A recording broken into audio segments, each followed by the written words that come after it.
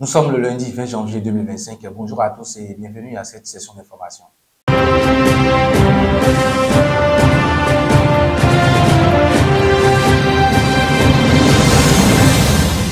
On prend la direction de la Criette qui connaît ce jour l'ouverture de sa session criminelle. Au nombre des dossiers figure celui de l'ex-régisseur des impôts, Carlos Adonwano, et de ses complices. Accusé d'être à l'origine d'une malversation de 4 milliards de francs CFA disparus des caisses de l'administration fiscale, ils pourraient être fixés sur le sort ce lundi. Les faits qui leur sont reprochés remontent à 2019, pendant que Carlos Adonwano, considéré comme cerveau du détournement de deniers publics, était en fonction. En effet, 4 milliards de francs CFA ont mystérieusement disparu des caisses de la DGI. Identifié comme un principal suspect, Adonwano avait alors quitté le Bénin à l'éclatement de l'affaire. Il sera appréhendé à Dakar, au Sénégal, alors qu'il s'apprêtait à quitter pour une autre destination. Extradé au Bénin le 18 septembre 2019 et présenté au procureur spécial de la Criette et au juge des libertés et de la détention, il avait été emprisonné après confirmation de son mandat de dépôt. Les investigations ont également conduit à l'arrestation de plusieurs complices présumés, dont un féticheur. L'organisation des Vodou Days 2025 a coûté 1 milliard de francs CFA aux contribuables béninois.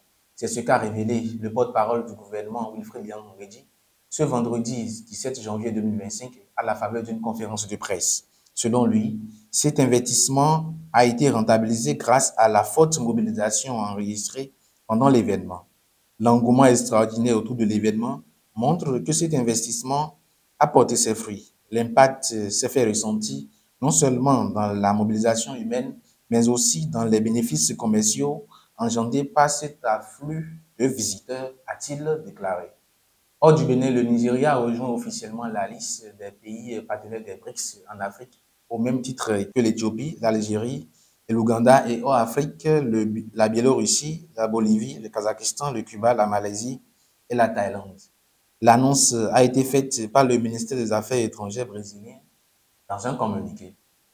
Et pour finir, la Russie a annoncé ce lundi avoir abattu 31 drones ukrainiens qui ont notamment visé des entreprises industrielles. Au cours de la nuit dernière, les systèmes de défense anti-aérienne ont intercepté et détruit 31 drones ukrainiens, a indiqué sur Telegram le ministère russe de la Défense. Une tentative d'attaque des drones ennemis a notamment été effectuée contre des entreprises industrielles au Tatarstan, situé à environ 1000 km de la frontière ukrainienne, selon un communiqué du gouvernement régional publié sur Telegram. Des drones ont également été neutralisés dans les régions de Kaluga et de Bryansk.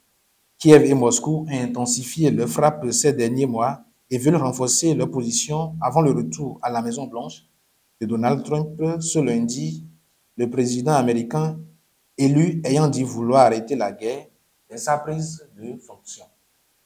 On enchaîne à présent avec la une de votre quotidien maison, le révélateur du jour qui placard en manchette. Projet de mobilité urbaine durable du Grand Nokoué, le rapport dévoilé. Tournée cinématographique chinoise 2025, 15 villes accueillent le grand écran à partir du 29 janvier. Transport du charbon de bois et du bois de chauffe, de nouvelles règles fixées. Agence de sauvegarde de la culture Adjatado, les membres du conseil scientifique nommés.